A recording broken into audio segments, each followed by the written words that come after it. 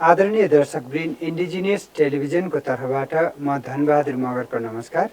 हाम्रो कृषि, हाम्रो संस्कृति, जलवायु अनुकूलनका लागि आदिवासी रैथाने खेती प्रविधि कार्यक्रम अन्तर्गत आज हामीले कृषि विज्ञ केशवराज काफ्लेज्यूलाई निम्त्याएका छौँ। केशवराज काफ्ले नेपाली माटोलाई धेरै माया गर्ने व्यक्तित्व हुनुहुन्छ। उहाँले नेपालमा पशुपालनको क्षेत्रमा पशुपालन गरेर नेपालको कृषिलाई उन्नत बनाउने र अहिले अरबौं रुपियाँको रासायनिक विषादीलाई विस्थापन गर्ने उहाँको उद्देश्य रहेको छ। किनकि नेपालमा अहिले रासायनिक मल र रासायनिक विषादीले नेपाली माटो, नेपालको जलवायुलाई दूषित बनाएको छ। त्यस कारणले उहाँले त्यो अभियान लिएर एउटा अभियन्ताको रूपमा लिएर आउनु भएको छ। उहाँसँग हामी कुराकानी गर्नेछौँ। नमस्कार केशवराज। नमस्कार धन्यवाद सर। मैले कुराकानी गर्नुभन्दा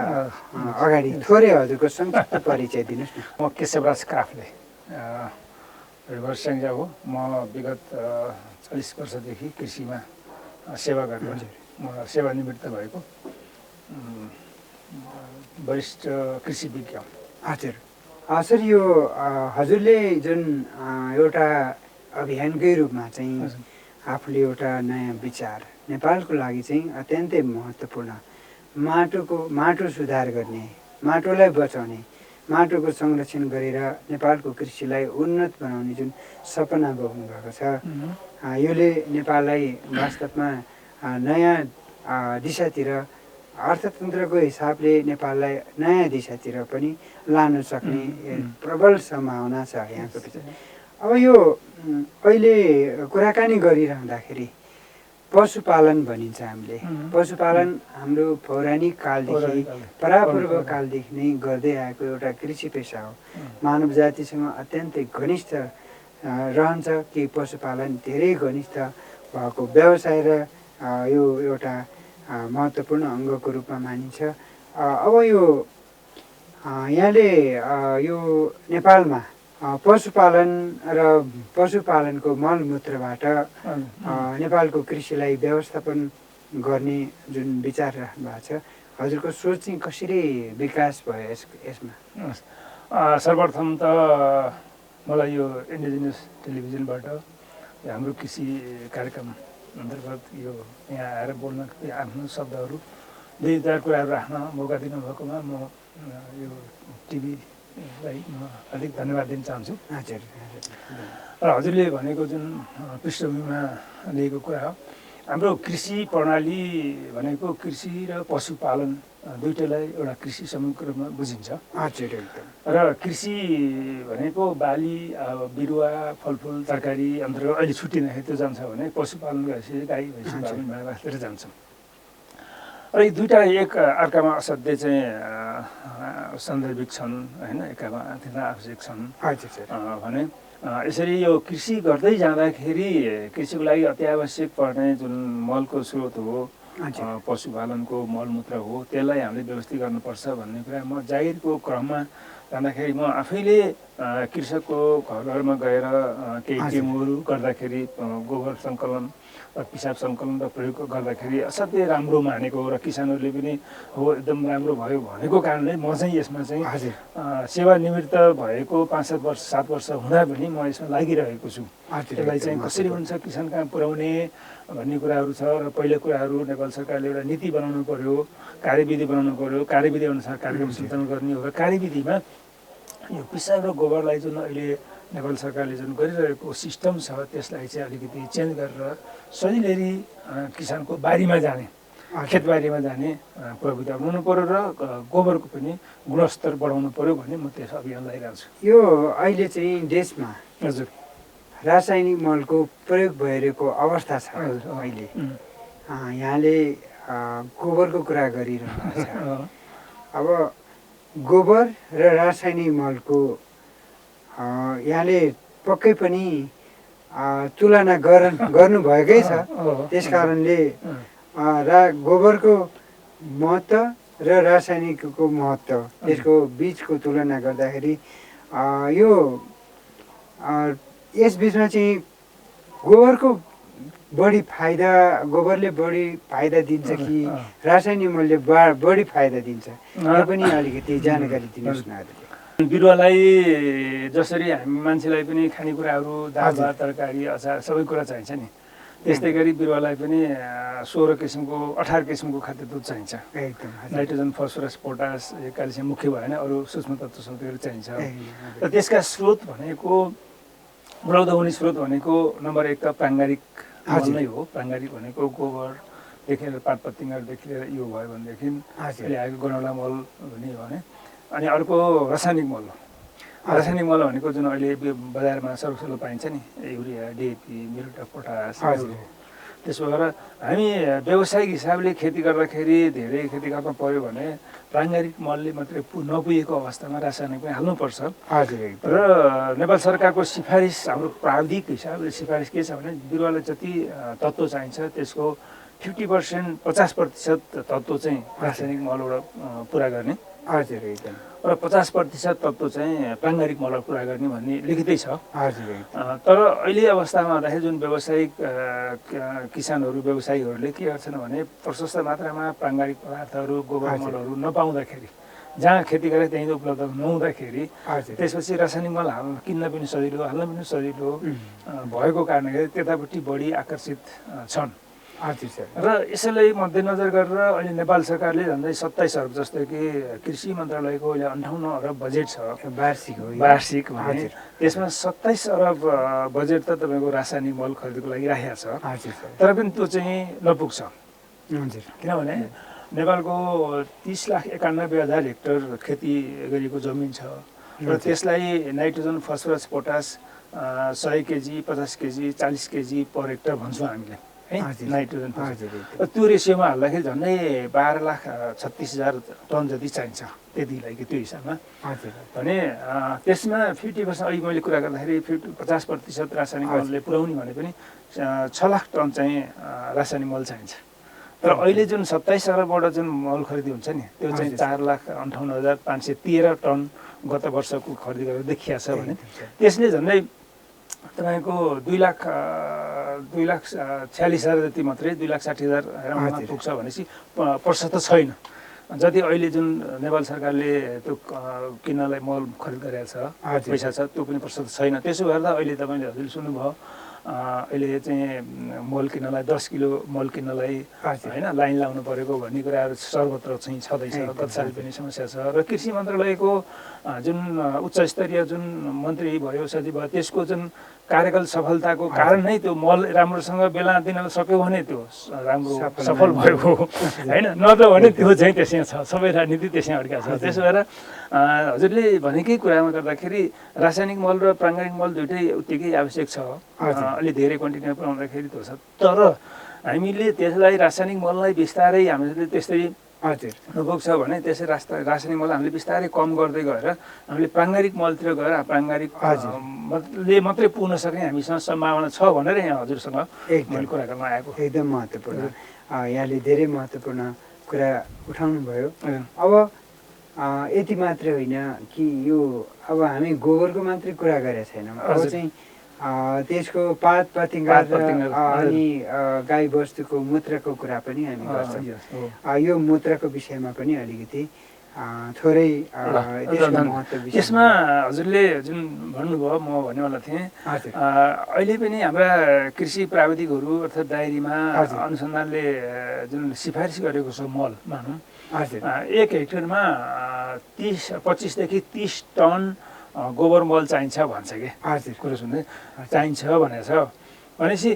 तर गोबर मात्रै भने त्यसमा पिसाबको कुरा गर्न है। तर हजुरलाई मैले एउटा यस्तो राम्रो कुरा दिन्छु एउटा गाई बस्तुले तथ्याङ्क छ एउटा गाईले जति पनि दाना खान्छ दानामा अर्थात् चाहिँ नाइट्रोजनको मात्रा खान्छ होइन त्यो नाइट्रोजन तपाईँको 80% चाहिँ पिसाब र गोबरबाट जान्छ अरे बुझ्नुभयो। अनि 20% को नाइट्रोजन तत्त्वले मात्रै त्यसको मासु र दुध बन्छ भनेपछि हामीले जति दाना खुवायौँ त्यसको 20% तत्त्वले मात्रै उसको दुध आयो हजुर एकदम र मासु बन्यो अथवा चाहिँ खसी हो अनि 20% के छ भने बाहिर जाँदो रहेछ अब त्यसमा हेर्नुहोस् त 20 अनि 80% बाहिर जाँदा 80% जानमा झन्डै 52% त पिसाबबाट जाँदो रहेछ होइन त्यसमा पिसाबलाई हामीले युरिन भन्छौँ नि युरिया कस्तो मिलाएको छ होइन त्यसमा प्रशस्त मात्रामा चाहिँ नाइट्रोजन फस्फरस पोटास बिरुवालाई चाहिने 18 किसिमका तत्त्वहरू प्लस चाहिँ अरू एमिनो एसिडहरू अझ राम्रो पाइन्छ कि सबै कुरो तत्त्व बिरुवालाई एउटा सन्तुलित जसरी हामीले दुध खायो भने टन्न दुध खायो भने हामीलाई सबै किसिमको तत्त्व पाउँछ भन्छ नि जस्तै बच्चाले हेर्नुहोस् त 2 वर्षसम्म चाहिँ कतै टाइम सर्टेन टाइमसँग चाहिँ आमाको दुध मात्रै खाएर उगेर हुँदैन होइन कति हेल्दी हुन्छ भनेपछि त्यसै गरी गाईको पिसाब अझ लोकल गाईको त असाध्यै राम्रो होइन गाई भैँसीको पिसाब चाहिँ बिरुवाको एउटा सन्तुलित दाना भएकोले तर त्यो पिसाब भन्ने कति उल्लेख छैन के पिसाब यति मात्र हाल्नुपर्छ भने उल्लेख नभएको कारणले गर्दाखेरि पिसाबलाई बढी प्राथमिकता दिनुपर्छ हजुर होइन 52% तत्त्व भएको पिसाब त्यसैखेर गएको छ खोलामा नालामा गएको छ अनि गोबर 28% तत्त्व भएको गोबर पनि सुकाएर होइन अनि बाहिरको पानीले बगाएर झरीले बगाएर तत्त्वहीन भएर बारीमा जान्छ अनि त्यो बारीमा गएपछि के हुन्छ भने त्यसले त खालि कार्बन मात्रै भयो अनि त्यहाँ चाहिँ धमिरा र खुम्री लगाएर मकै सखा बाली सखा पार्छ त्यसो भएर हामीले के भन्छ भने भएको तत्त्व के पाउँछ थाहा पाउनु पऱ्यो अनि भएलाई संरक्षण गर्नु पऱ्यो एकदम असाध्यै महत्त्वपूर्ण सर यो छ नि अलिकति प्राङ्गारिक मलको स्रोतहरू चाहिँ हामीले हजुर यो विषयमा पनि अलिकति यहाँले थोरै कुरा प्राङ्गारिक मलको महत्त्वको विषयमा हजुर भन्नुभएको छ होइन अब प्राङ्गारिक मलको व्यवस्थापन हामीले अब हामीसँग जमिन छ प्रशस्त छ तर अब प्राङ्गारिक मल अपुग भइरहेको छ अब त्यसलाई व्यवस्थापन गरेर प्राङ्गारिक मल चाहिँ छरेर चाहिँ त्यसको स्रोतहरू जुटाएर के गर्नुपर्छ यो जुटाउनको लागि चाहिँ हजुर अब यसभन्दा अगाडि म थोरै कुरा के भन्नु छ भने हामीसँग प्राङ्गारिक मलका स्रोत प्रशस्त छन् होइन तर त्यसलाई व्यवस्थित नभएको कारण हो र प्राङ्गारिक मलका स्रोतहरू के छ केबाट पाइन्छ त भन्ने कुरा चाहिँ नम्बर 1 त भनेको गोबर गोबर र पिसाब नै हो र त्यसपछि अर्को चाहिँ हाम्रो यो चाहिँ वन जङ्गलको पातपतिङहरू हामी कम्पोस्ट मल भन्छौँ त्यो छ भने अनि प्लस चाहिँ अरू चाहिँ भेडा बाख्राकोहरू छन् अरूहरू पनि छन् हामीसँग 30 लाख 91,000 हेक्टर हाम्रो खेती गरिएको छ भने अनि वन जङ्गल 29% छ खेती गरिएको 21% जग्गा छ र 29% भनेको 42,68,000 हेक्टर रहेछ होइन त्यति हेक्टरमा चाहिँ वन जङ्गल छ 1 हेक्टरबाट मात्रै 10 टन हामीले कम्पोस्ट मल बनाउन सक्यो भने 13 लाख टन चाहिँ वनबाट मात्रै आउँदो रहेछ है त्यसपछि हामीसँग गाईबस्तु गरेर अहिले पछिल्लो तथ्याङ्क अनुसार कृषि डायरीको अनुसार चाहिँ झन्डै गाई भैँसी गोरु गरेर हामीसँग 86,11,181 जस्तो देखाएको छ त्यसबाट पिसाब एउटा ठुलो वस्तुले सरदर पिसाब चाहिँ तपाईँको 13.2 लिटर गर्छ भनेको छ 13 लिटर जति पिसाब फेर्छ अरे अनि अर्को गोबर चाहिँ करिब करिब 10 केजी जति गोबर गर्छ भनेपछि त्यो पिसाब 13 लिटर जति पिसाब फेर्छ भने 86 लाख गाईबस्तुबाट झन्डै 8 लाख टन जति चाहिँ नाइट्रोजन फस्फरस पोटास अरे के बिरुवालाई चाहिने जुन हामी बिरुवालाई टोटललाई 13 लाख चाहिन्छ भनेको हो 13 लाख चाहिन्छ भनेको छ भने 8 लाख टन त त्यो उसबाट आउँछ कि नाइट्रोजन फस्फरस पिसाबबाट अनि गोबरबाट झन्डै 5 लाख टन आउँछ त्यति नै पुग्छ हेर्नुहोस् त यदि गाई भैँसीको गोबरलाई मात्रै 86 लाख गाई भैँसीको गोबर तिनीहरूको गोबर र पिसाबलाई मात्रै संरक्षण गरेर त्यहाँको तत्त्व लस हुन दिएन भने पुग्छ भने अझ बाख्रा झन्डै बाख्रा भेडा बाख्रा गरेर 1 करोड 74 लाख जति छन् अनि बङ्गुर भए यिनीहरूबाट पनि फेरि केही नभए 1 किलो पिसा गर्ला होइन गर्दाखेरि झन्डै 18 लाख टन चाहिँ पशुपन्छीबाट पाउँछ 13 लाख टन चाहिँ भनेपछि 31 लाख टन हाम्रो चाहिएको 13 लाख टन हो अनि हामीसँग 19 लाख टन चाहिँ न्युट्रिएन्ट सरप्लस हुन्छ कि तत्त्व पाइन्छ अब बढी हुन्छ हामीले के गर्नु पर्छ जोगाएर राख्नु पर्यो कि जोगाइराख्नु पर्यो व्यवस्थापन गर्नु पर्यो त्यहाँ भएको तत्त्व चाहिँ हराउन दिनु भएन कि जब हजुरले भन्नुभएको एउटा गाईबाट चाहिँ कति जमिनलाई चाहिँ त्यो कति रोपनी जमिन जतिलाई पुग्छ अब त्यो ठ्याक्कै हिसाब गर्ने त आउँछ होइन अब झन्डै हामीसँग 86 लाख चाहिँ गाई बस्तुहरू भैँसीहरू रहेछन् भने हामीसँग 8 लाख टन आउँदो रहेछ एकदम त्यति तत्त्व आउँदो रहेछ भनेपछि हजुरले भनेको कुरामा झन्डै हामीसँग दुईटा वस्तु भयो भने एउटा किसानको 4-5 रोपनी जग्गालाई चाहिँ मल र ऊहरू किन्न पर्दैन लगभग होइन एउटा हाम्रो किसानहरूलाई हामीले क्याटेगोरी गर्दाखेरि एउटा सानो किसान ठुलो किसान भन्यो भने सानो किसानको 2-3टा वस्तु भइहाल्छ र उसको 4-5 रोपनी जग्गा छ भने त्यसले बाहिर गएर रासायनिक मल किन्न पर्दैन हजुर एकदम त्यो हिसाबमा चाहिँ झन्डै अब हजुरले सोचेको कुरा चाहिँ एउटा गाईले 13.2 लिटर पिसाब फेर्छ भने हजुर त्यसमा नाइट्रोजन 1% पिसाबमा भयो भने त्यसले वर्षभरि 4848 लिटर पिसाब फेर्दो रहेछ त्यो भनेको 100 केजी युरिया बराबर काम हो हेर्नुहोस् त एउटा गाईले एउटा भैँसीले वर्षभरिमा 100 केजी युरियामा पाइने बराबर नाइट्रोजन दिँदो रहेछ अनि 50 केजी पाइने बराबर चाहिँ तपाईँको फस्फरस दिन्छ किनभने 5.5% फस्फरस पाउँछ र 50 केजी बराबर म्युरेट पोटास हेर्नु त 100 केजी युरिया 50 केजी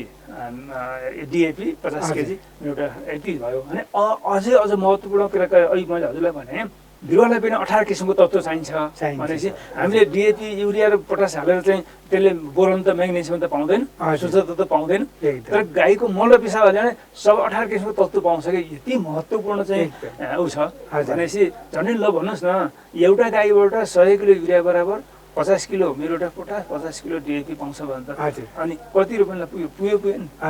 प्रशस्त पुग्यो है प्रशस्त पुग्छ भनेपछि सम्भावना छ के एकदम धेरै समय लगभग 40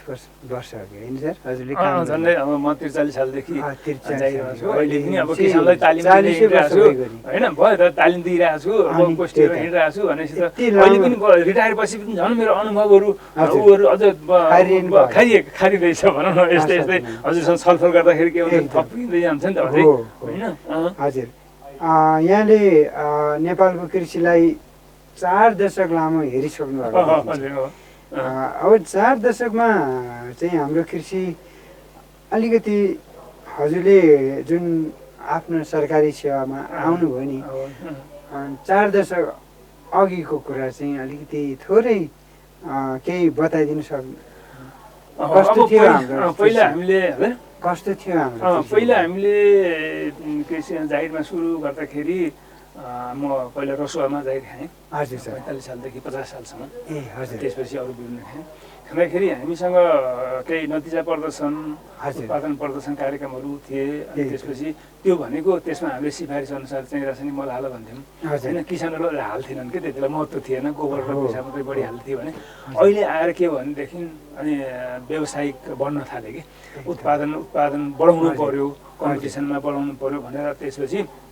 रासायनिक मल बढी भयो जस्तै कि म 12 मा चाहिँ 63 सालतिर 12 मा चाहिँ गएर एउटा आइपिएम कार्यक्रम सञ्चालन हुनुहुन्छ त्यसमा चाहिँ किसान तरिका र अनि त्यसपछि आइपिएम तरिका भनेर राख्ने हुन्छ त्यसमा एक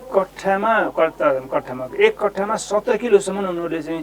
डिएपी हाल्थे 17 किलोसम्म हाल्थे अनि प्रोडक्सन के हुन्छ नि कम हुन्थ्यो कि अनि मैले गरेर सिफारिस अनुसार 2.5 किलो डिएपी त्यसपछि 2 किलो म्युरेट पोटासहरू र त्यही किसिमले 4 किलो जति युरिया हाल्दाखेरि प्रोडक्सन के हो भने तिनीहरूको बढी भयो र स्वादिष्ट भयो भनेपछि हामी त बढी हालेर रहेछौँ भन्ने कुरो हो कि बढी हाल्दैन त्यति बेला सुरुमा चाहिँ हिमाली क्षेत्रतिर त रासायनिक मलको महत्त्व थिएन होइन त्यति प्रयोग गर्न खालि गोबर र गोबर थिए तर तराई क्षेत्र जहाँ व्यवसाय हिसाबमा चाहिँ गर्छन् त्यहाँ चाहिँ कम्पिटिसनमा उसले यति हाल्यो भने मैले अझ बढी हाल्ने अहिले जस्तै कि तपाईँले सोधिहाल्नुभयो विषादीको कुरा पनि त्यस्तै हुन्छ उसले चाहिँ एकचोटि त्यो विषादीको ट्याङ्की बोकेर बाहिर उसले त हालिसक्यो मेरो त बिग्रियो कि भनेर रोकेर नलाए पनि अनावश्यक हालिरहेको छ त्यस्तो किसिमको छ कि त्यसो भएर अहिले के छ भने अहिले व्यावसायिक जुन गर्ने किसानहरू हुन्छन् उहाँलाई चाहिँ यो जानकारी दिन आवश्यक छ कि तपाईँले चाहिँ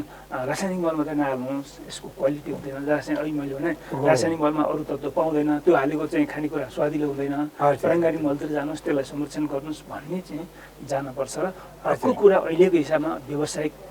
किसानहरू बढिरहेका छन् कि हजुर हामीसँग किसान दुई थरी हुन्छन् एउटा निर्वाहमुखी किसान अर्को व्यावसायिक किसानहरू धेरै चाहिँदैन करिब करिब अमेरिका चाहिँ उतातिर 3% किसानले अहिले घटेर 3% किसानले देशलाई पुर्याएर गरेको थियो भनेपछि हामीले के गर्नुपर्छ भने जसले व्यावसायिक हिसाबले खेती गर्न खोज्छ त्यसलाई एरिया दिएर त्यहाँ चाहिँ भौतिक सुविधाहरू दिएर त्यसलाई बाई ग्यारेन्टी भन्छन् तँले यति घर तेरो लागत अनुसार बिक्री भएन भने हामी खरिद गर्छौँ भनेर समूह सहकारी स्थानीय तह हजुर। सबैले गर्दैन ढुक्क लागेर गर्छ नि त गर्छ सर होइन निश्चित रूपमा उत्पादन पनि बढ्छ त्यसरी जानुपर्छ हजुर। र अनि हजुर। अर्को कुरा फेरि व्यावसायिक खेती गर्दाखेरि तपाईँले प्राङ्गारिक भन्यो कहाँ पाउँछ गोबर मल प्राङ्गारिक भन्नु होला आखिर वरिपरि अरू किसानहरू त छ नि त अरू जग्गामा हो ती किसानहरूको चाहिँ गोबर र मल लिने एग्रिमेन्ट गरिदिनु पऱ्यो त्यहाँ गएर जस्तै कि मैले हेर्नुहोस् त अहिले अवस्था के छ जस्तै कि पहिला हाम्रो चाहिँ पिसाब गोठ भगाएर सुधार गरे पनि यस्तो किसिमको तर यसरी पिसाब खेर गइरहेको छ यो सङ्कलन गर्ने सिस्टम त्यसपछि गोबर हेर्नुहोस् त यसरी चाहिँ किसानसँग छ त गोबर यसरी खेर गइरहेको छ 28 वर्ष फालिरहेको छ कन्फ्लिक्ट भएको छैन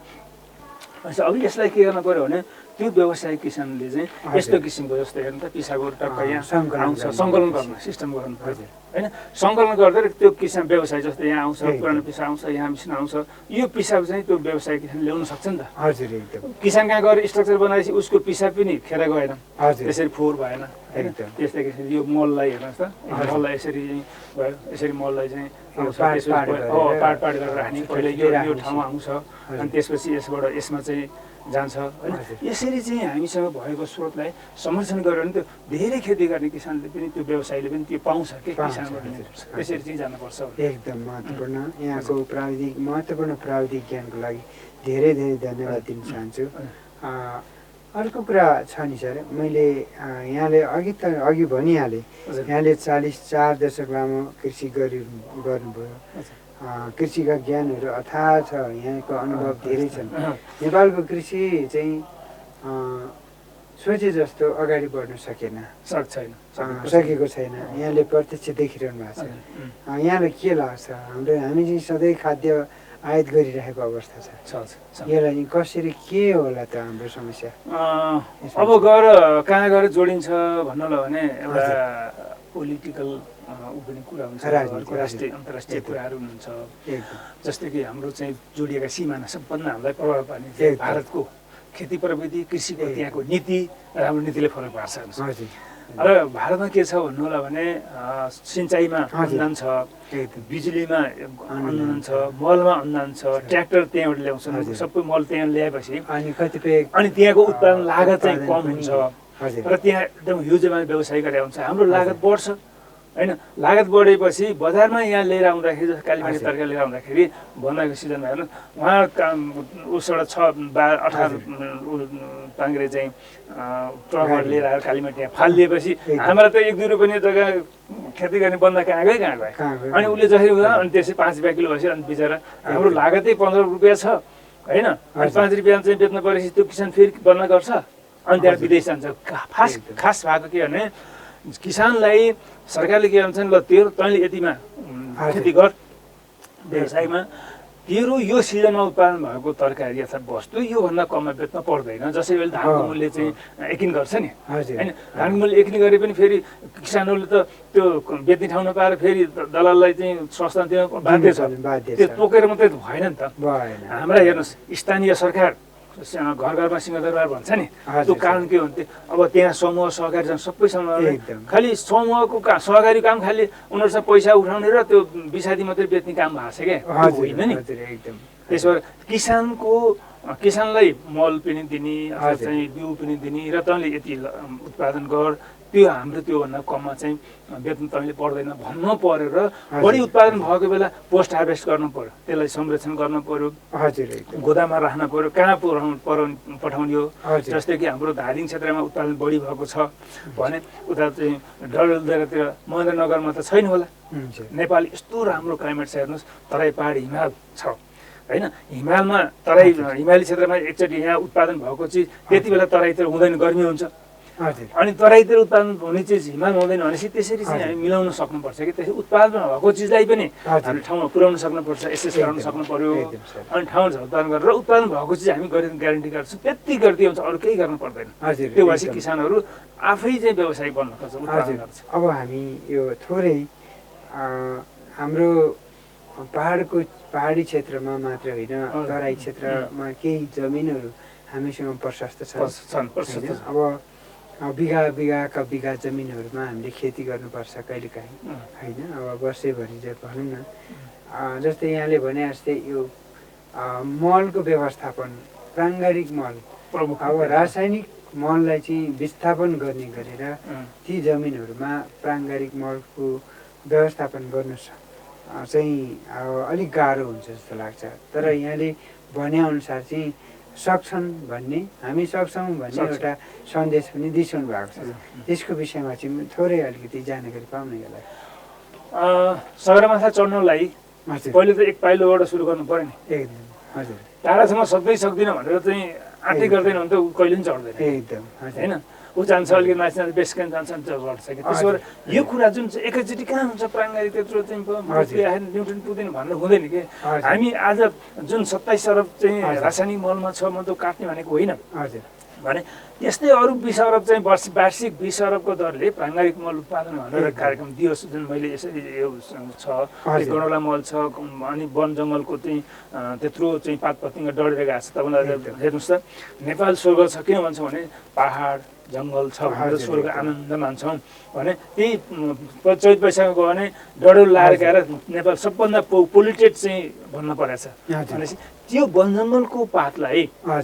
वन जङ्गलमै हामीले खाल्डो खनेर कम्पोस्ट मल बनाएर त्यहाँ मल बनाउन सकेर त्यो मल बाहिर ल्याउन सक्यो भने त यसै चाहिँ हाम्रो उत्पादन बढ्यो नि बिस्तारै बिस्तारै होइन। त्यसपछि त्यही वार्षिक 20 अरब रुपियाँको हिसाबले यो वन जङ्गलको पात पतिङ्गहरूलाई कम्पोस्ट मललाई, अनि त्यसपछि भर्मी कम्पोस्ट छ। त्यसपछि अर्को कुरा इएम भनेको इफेक्टिभ माइक्रो अर्गानिज्म, जसले चाहिँ यो मलहरूलाई गलाउने काम गर्छ। त्यहाँका जीवहरू त्यही माटो ल्याएको यी चिजमा बिस्तारै बिस्तारै दियो भने वार्षिक रूपमा दियो भने हाम्रो झन्डै 38 लाख घरधुरी छन् किसानहरू है। 57% चाहिँ किसानहरू कृषिमा आश्रित छन्। त्यसपछि गएर अनि झन्डै 24% चाहिँ राष्ट्रिय आयमा कृषिले उगाएको छ भने बजेट कति छ भने 3% छ। हेर्नुहोस् 3% बजेटमा पनि 58 अरबमा चाहिँ 50% त रासायनिक मल एउटा युरिया किन्न गयो होइन, युरिया र डिएपी किन्न गयो। अनि अर्को त्यो 27-28 अरबले के चाहिँ अरू काम गर्छ त भन्नु त। त्यसो भएर अब कृषिमा हाम्रो कृषिको बजेटले मात्रै होइन,